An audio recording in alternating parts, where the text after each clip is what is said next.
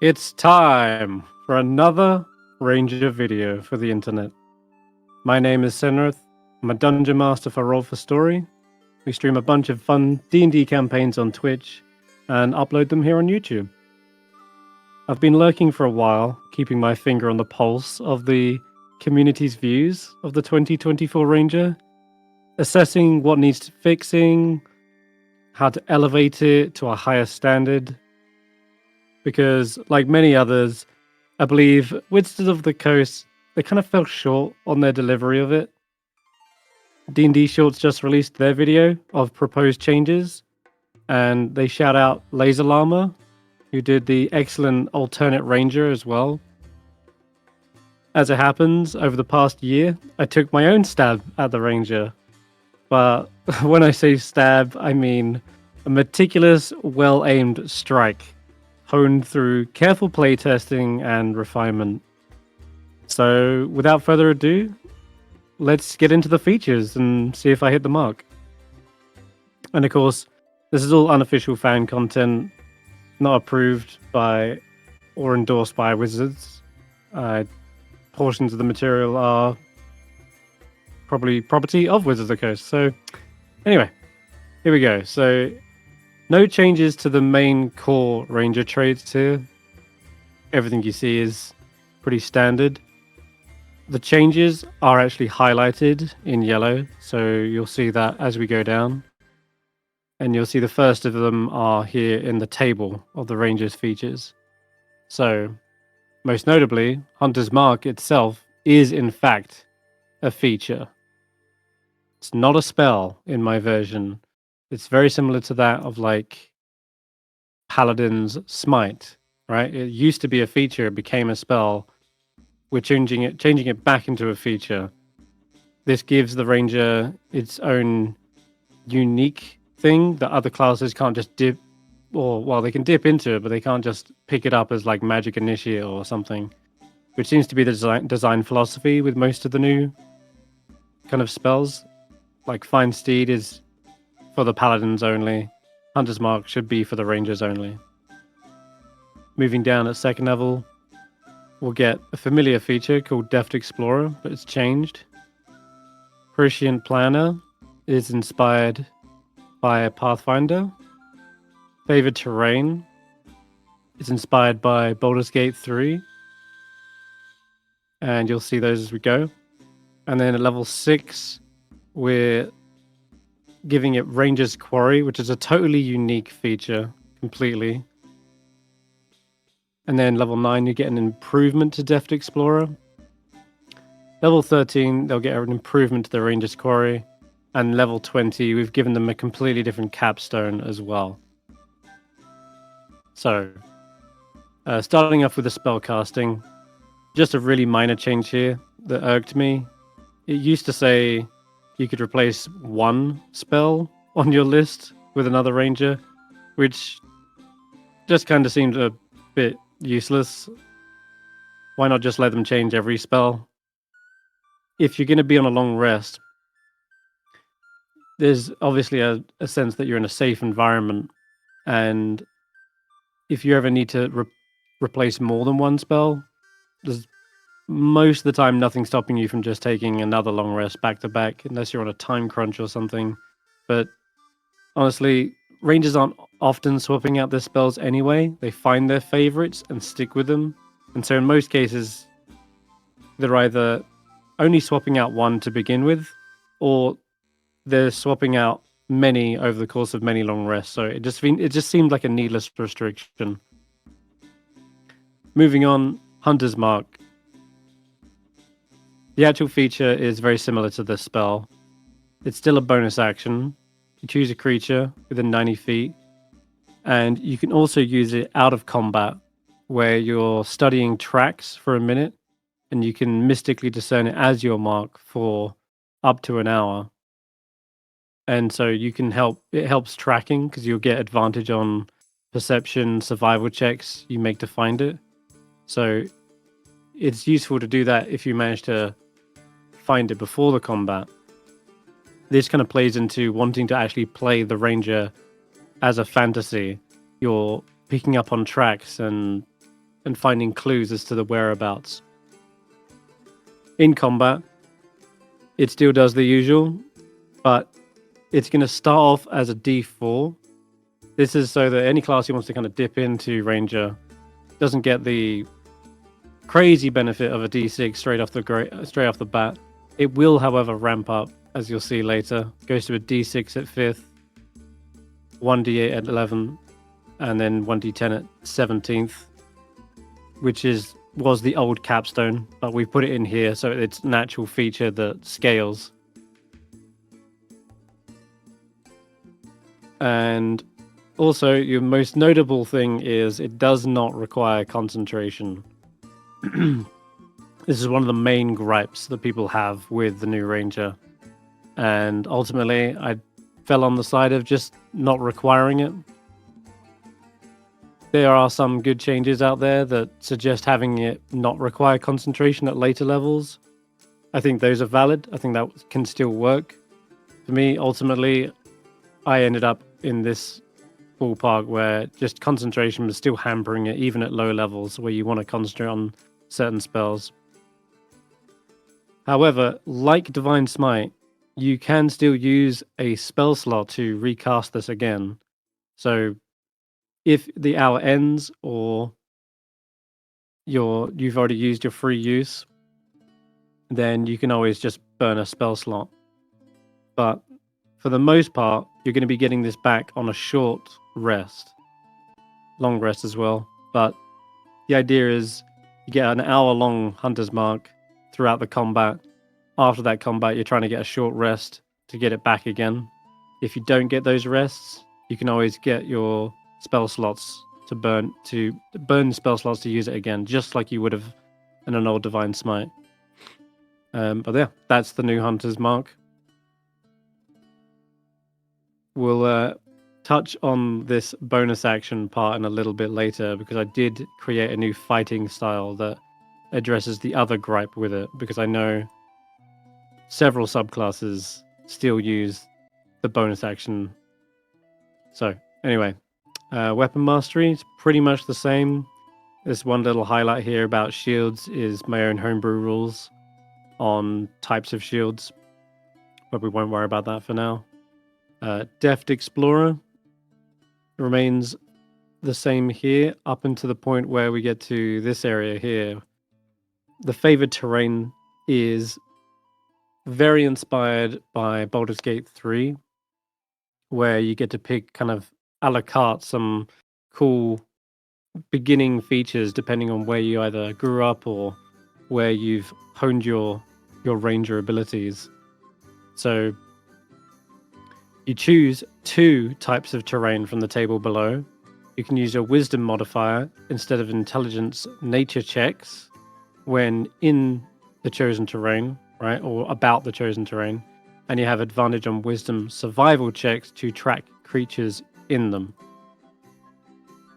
Whenever you finish a long rest, you can meditate, gear up, consume decoctions, or even take on animalistic aspects to replace one of the chosen terrain types with a different one from the table.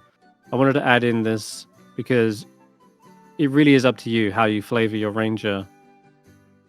Whether you're kind of at one with nature, whether you are reliant on your gear, like preparing things, or if you want to take them kind of more like Witcher approach, or perhaps even more like a primal aspect as well. The terrains are as follows. You get Arctic, resistance to cold damage, advantage on saving throws against exhaustion from extreme cold. Coastal, gain a swim speed equal to your movement speed, and your attack rolls no longer have disadvantage as a result of being underwater, which is standard rules for the 2024 now. If you have a swim speed, then you don't have to worry about your attacks. And you can hold your breath for twice as long as well. Desert, again, resistance to fire damage, and you have advantage on saving throws against exhaustion from extreme heat. Forest, you double the yield you receive from foraging and harvesting. Some campaigns can lean heavily onto this, some don't, but that's where you get the second benefit. So when you would benefit from half cover, you benefit from 3/4 cover instead. So the first half is kind of more like a ribbon. But the second half is definitely useful if you're making use of ranged combat. Grassland, your speed and jump distance increases by 10 feet while you aren't wearing heavy armor. Yes, this is similar to roving, which you would have got on a much later level, but you can get it right here. It's one of the favorites. Jungle, difficult terrain doesn't cost you extra movement, and you can add your wisdom modifier to stealth checks. Pretty potent. You can, with mountain, you can gain a climb speed equal to your speed. You have an advantage on saving throws against exhaustion from high altitudes. And additionally, you gain resistance to bludgeoning damage from falling. So, yeah. Lets you mountain climb pretty efficiently. Swamp, you gain resistance to poison damage. An advantage on saving throws against being poisoned and overcoming them. Very useful. Subterranean, you gain dark vision out to 60 feet. If you already have dark vision from another feature, its range increases by 30 feet. And additionally, you gain a tremor sense out to 15 feet. Then finally, urban. You can add your wisdom modifier instead when using 2 of the following skills. Deception, investigation, persuasion, or sleight of hand. So you pick 2 of those. And yeah, you become an urban ranger. As you can see, a lot of these you might have gained as part of like a racial or species feature. Maybe even a subclass if you've... or even a multi-class if you've gone that far. The idea is that you're never left short-handed. You're never left overlapping. Because whenever you finish a long rest, you can just swap one of these out. And if there is something that overlaps, like let's say you've already got resistance to poison, then no problem. You don't have to take swamp. You can pick out one of these, get cold resistance, increase your speed, and maybe even some of these will stack with your speed increases as well. So you can double up. The idea is just to make there be a lot more versatility and make it feel like you are tied to one of these, but without having the need to be in one of these. Sure, there are some benefits if you are in them, but just because you grew up or learned to hunt in a forest doesn't mean you're only good in a forest-like environment. The idea is that the flavor here is you know how to like hide behind trees or gain cover when needed, and that can apply in many different environments, dungeons or otherwise. So maybe you seek out the ranger who lived in the mountains because you're going to need someone to climb up a tower. Any case, there's a whole host of options, many ways to flavor it. It's sort of how I guess the knacks work in laser llamas as well, but they're all here in second level. Let's move on to fighting styles. So you can choose one of the options below, because I added 2 options instead of just Druidic Warrior. The other one is called Quick Off the Mark. So when you hit a creature with a weapon attack, you can use your Hunter's Mark feature as part of the attack. No bonus action required. This is here to address the earlier thing about Hunter's Mark. The 2 main gripes are, I wish it didn't cost a bonus action, or damn, I wish it didn't have concentration. Well, you can have both if you go into that, if you want to like commit. This is also here because of the several subclasses that require your bonus action. We're talking Beastmaster, Drake Warden, anything that has like a pet or companion that you have to command with your bonus. It can be really tiresome not being able to use one of your core class features. So this is here as an option if you are interested in using Hunter's Mark as well as your companion on the battlefield. Next is Prescient Planner. This is pretty much straight lifted from Pathfinder 2. And I love that kind of cool feature where you have this kind of momentary flashback where you've prepared for the adventure. And that's one of the main things I want to lean into the Ranger is they are always prepared for the situation. They are also adaptable. So it goes like this. You regularly create convoluted plans and contingencies. That sentence is convoluted. Using your resources to enact them. You take 1 minute to remove your backpack, then carefully remove an item that you hadn't previously declared that you purchased. You intuited that you would come to need the item and purchased it at the latest opportunity. So you just deduct the cost of the item from your funds, provided you can afford it. The item must be of a piece of adventuring gear, and it can't be a weapon, armor, or alchemical item, magic item, or like other treasure.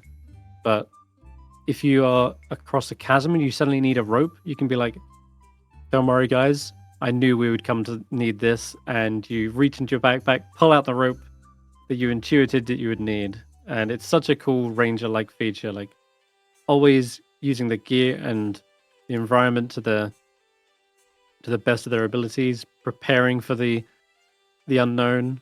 They're an outdoorsman, so they should have these kind of abilities to overcome those challenges. Level 3, get your Ranger subclass as usual. Then your ASI at level 4, extra attack at 5, and now this right here, I'm going to stop. This is where most people jump out of Ranger. If they're multi-classing, they're done at this point. They've got their extra attack, they got their Hunter's Mark, they're happy, and they're probably going to move on because previously there was no incentive to keep going with Ranger. It was always a, well, I could stay for another 2 levels and then maybe get my subclass feature, but I could just jump out and get levels in Rogue or Barbarian, whatever you want, but there was never incentive. Unlike the Paladin, the other half martial, half spellcaster, which gets the best ability at level 6. Their aura is at level 6. No one's going to level 5 and then saying, nah, that's it. I'm just going to just leave it there. Everyone's going full in on Paladin for that aura. It's such a good feature. And it's a shame that the Ranger doesn't have something that's on par in that department. And so we invented the Ranger's Quarry. When you finish a long rest, you can spend time reviewing your research, or perhaps you're preparing to face a specific type of monster.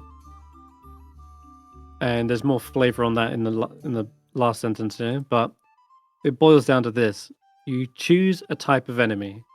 Aberration, beast, celestial, construct, dragon, elemental, fae, fiends, giant, monstrosity, ooze, plant, undead, or humanoids of one organization, like a thieves guild or an evil cult, for example. This one idea came much later in the design process. It made much more sense. If it's a ranger, they're primarily a monster hunter.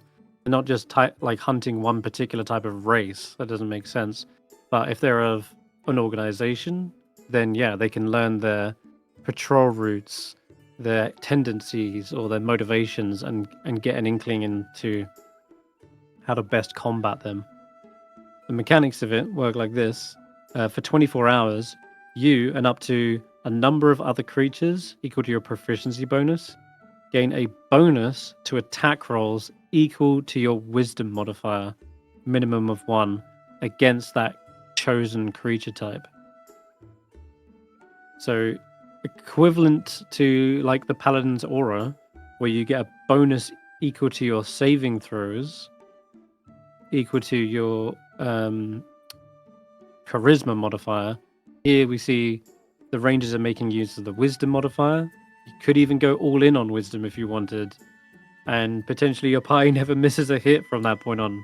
But the same as of the Paladin, it always feels like the Paladin is one of the must-have classes in a D&D makeup, because you can overcome those terrible saving throws, which can be the difference between life and death, or your character just being stunned on the battlefield or paralyzed, saving throws are some of the worst things to fail. So paladins are always appreciated.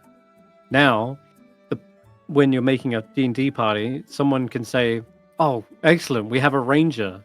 Like, when do you ever hear someone say, "Oh, yes, we have a ranger"? You always hear, "Nice, we have a paladin." But now there's a real incentive to not only stay with ranger in a full class, but also to bring them along in the first place as a party. This brings great value. It's adding teamwork to the game, because you get to help your party out. So you're supporting them, and most importantly, you're actually playing again into the fantasy of Ranger. In order to figure out which creature type to pick, you need to do your actual research in game, finding out clues. Who's this organization? What kind of monster are we hunting here? You're doing the sort of prep work ahead of time, asking NPCs, scouting out the area or the layer, and eventually, when you get an inkling as to who the big bad is here, or what kind of monster type there might be in the dungeon, it allows you to prepare that monster type and be better at fighting against it. And yeah, there's some flavor here, but at the end of your next long rest, you can consult your bestiary, coat your weapons in special oils, or practice a hunting technique. Again, it's really up to you how you want to flavor this feature, and you can imagine all kinds of different things going on here with this, leaning into this kind of avid researcher who's documenting all the monsters that they come across. Maybe they're, again, more of that Witcher.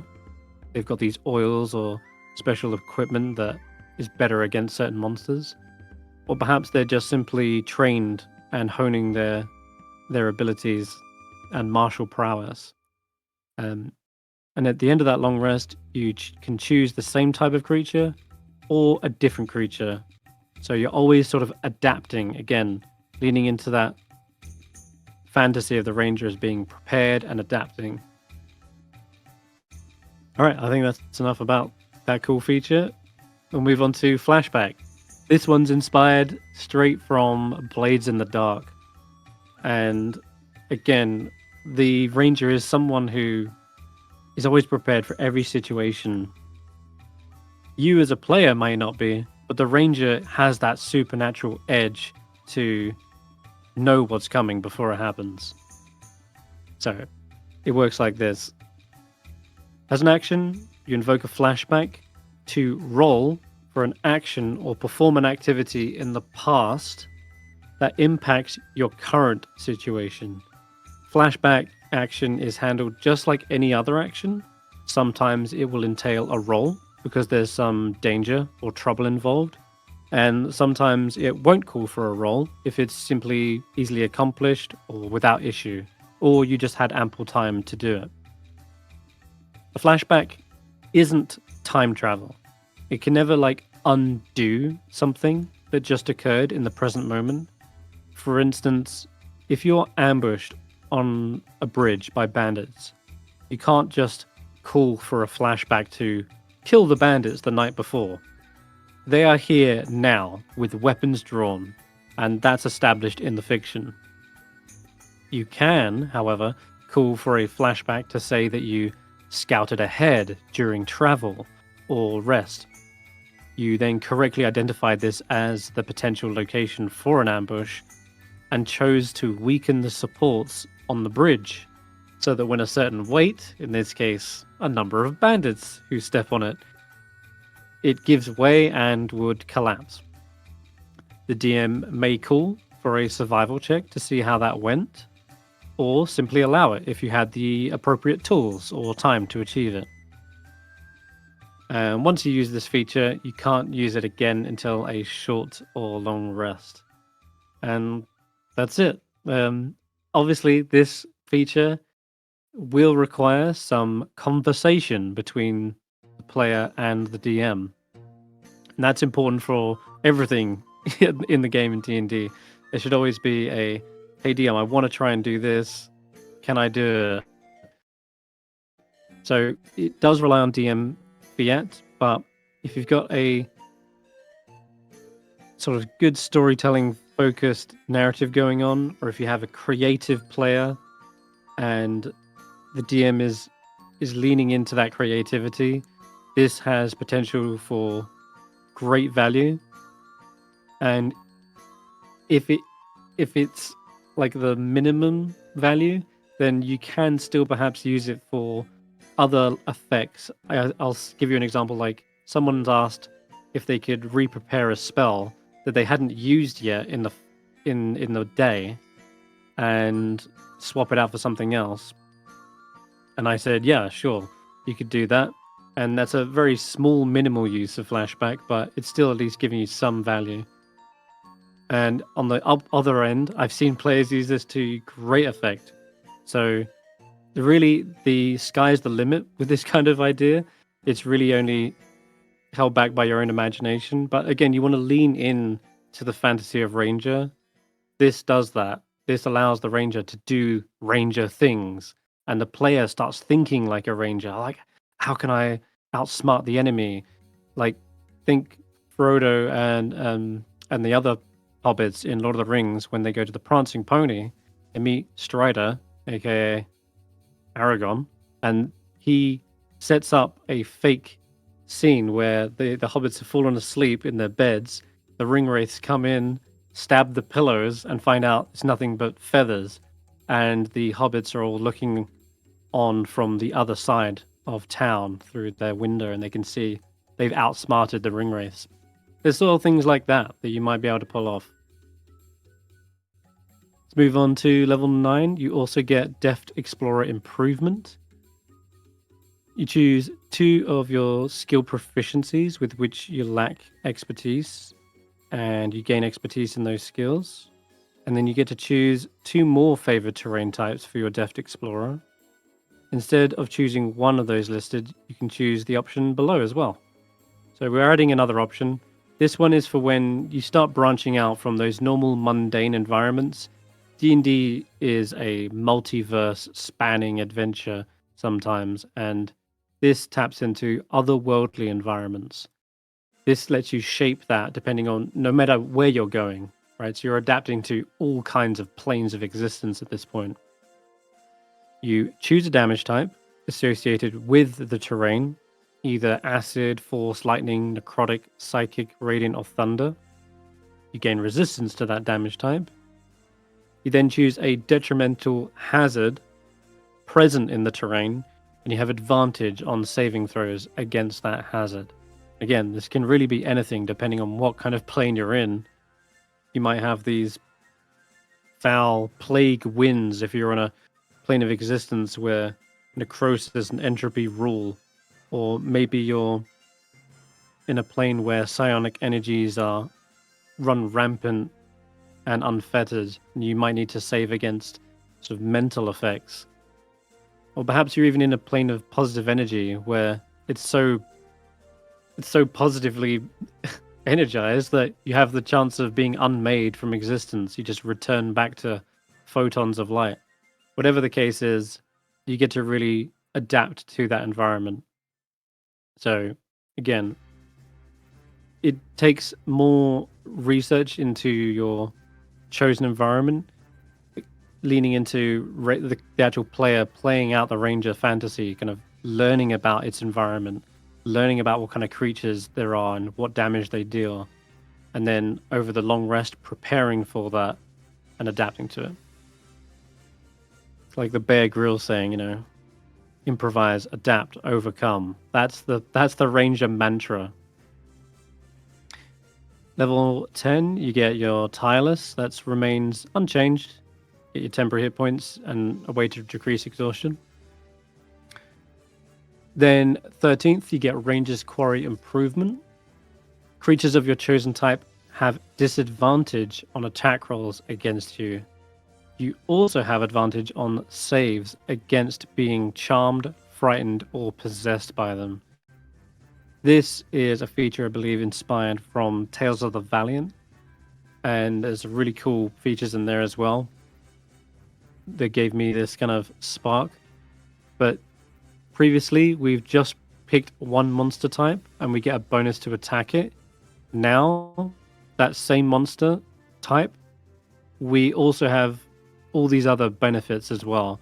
So this is kind of like the more defensive orientated angle. First one is more offensive, and then the second one is your defense. So really potent, really powerful, but again, it does rely on you doing some of the legwork in game, figuring out what you're up against. And even if you don't figure that out, there's potential that you may even be able to flashback and see there's some synergy here. You might be able to flashback and say, hey, we haven't come across any Celestials yet, and I haven't even used this feature. Can I flashback and say, actually, I knew that we were against a dragon the whole time, and I'll switch out the Ranger's Quarry to that. Takes an action to do it, so it may be worth it in combat if you needed to, but again, it's about being able to adapt. So that's another potential use for Flashback, which has synergy with the other two features. 14th level, we get Nature's Veil. That's unchanged. Get to bonus action, go invisible. Number of times equal to your Wisdom mod. And then level 17, Precise Hunter. This remains the same as well. Gain advantage on your attack rolls against your Hunter's Mark. And if you combine that with your Ranger's Quarry, then you're almost never missing the mark. And again, that kind of leans into the Ranger being like this precise killer hunter type. And they've got that perfect aim for their target. And then level 18, Feral Senses. This is where you would gain blind sight out to, like, I think 30, maybe even less. Can't remember. But either way, it needed a significant bump to be useful. Before, it was just sort of underwhelming, especially as an 18th level. Now, this just basically grants you that kind of extra sensory ability where the Ranger sort of closes their eyes and then you just sort of sense a creature from across the room and then fire in that direction without even tilting their head. It's like those elves in the forest who can hear Gimli breathing from 60 feet away. Could have shot him in the dark. Level 19, you get your epic boon. That's the same. But finally, we get to the Capstone. This is where I really wanted to be kind of experimental and step outside the box, because nothing was exciting about upgrading your D6 to a D10. It was kind of pathetic. Now we're getting crazy. We're going max level Ranger. Like, what is the ultimate pinnacle of what they can achieve? Well, this is what I cooked up. You are capable of parsing surroundings, identifying and critically evaluating possible threats at a seemingly pre-conscious level, and furnishing this information instantaneously, if not before the fact, to your conscious mind. These aspects permit you extraordinary insight into the immediate future and all manner of expectant dangers, and is represented by time slowing down from your perspective, allowing you ample opportunity to react. On your first turn of combat, you can choose to gain the effects of the time stop spell. Wait, what's he talking about? 9th level spells for a Ranger? Okay, there's some limitations, okay, as you already know with time stop. But we'll get into those. But this is a perfect kind of idea for a Ranger. That moment where, like, Peter Parker kind of senses danger incoming and just is able to supernaturally react to them. It's about sort of tapping into those primal senses and reading the monster's sort of body language. So this is how it happens.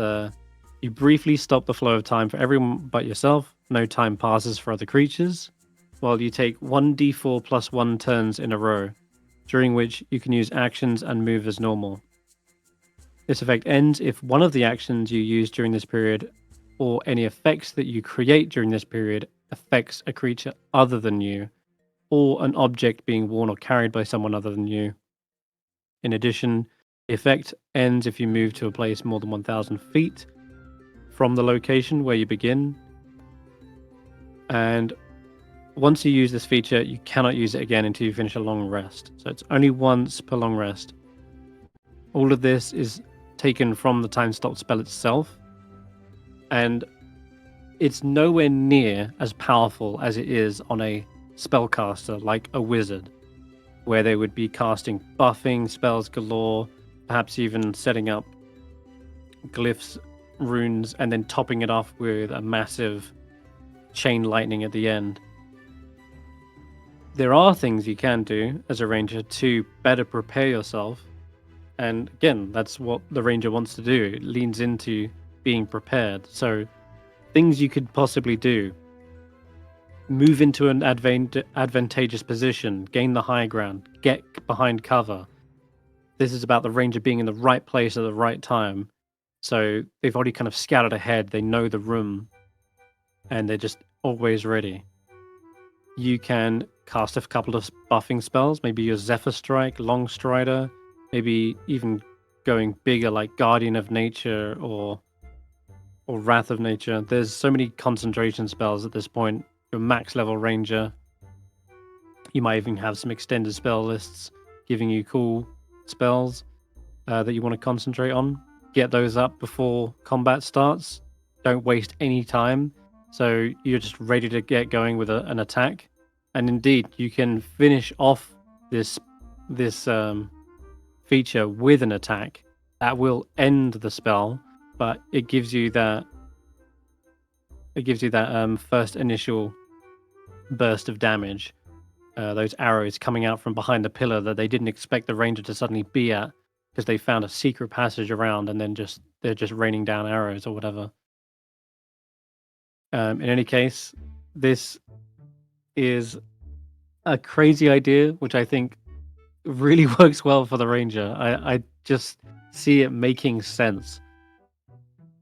And it's still way more exciting than just a D6 going to a D10. But I think it's balanced in that it's nowhere near as good for like a wizard, say, and you can only still do it once per long rest. That's it for the core features. Everything there is just your base ranger, and then you got all your subclass features on top of all of this. And rangers are of course like ritual casters as well. They've already got some other kind of benefits and quality of life changes from 2024. There's a couple of spells that I added, homebrew ones, or ones I've kind of adapted from other systems, but for the most part, their spell list is fairly unchanged. I won't go into all the details about subclasses, but I did take some inspiration from content creators out there. I've seen like Shades the Mothman, Spaghettio Homebrew, Perfectly Circular Seal. These guys have come up with some great updates to the old 2014 subclasses and updated them to 2024. So there's a load of changes across all the subclasses, which I won't get into, but I will post a link to this OneNote in the description, and you can have a read for yourself, all the different updates. Most of these work with, in fact, no, all of them work with the current homebrew rules that I use. So there's no like unintuitiveness or stone unturned in as to how they kind of work. And then finally, this is my own homebrew subclass as well, called the Essence Reaver. That could have its own video in its entirety, but it's effectively a ranger that works like a blue mage from Final Fantasy. where they learn the monster's abilities and the monster's attacks, and then adapt them, prepare them, and then use them against the enemy. But that's like I say, that's a whole nother video on its own. I think that about sums it up, though.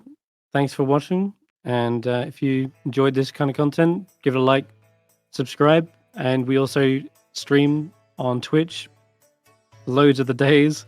There's a whole schedule up on the Twitch's homepage. But yeah, Roll for Story. Thanks for watching. Bye.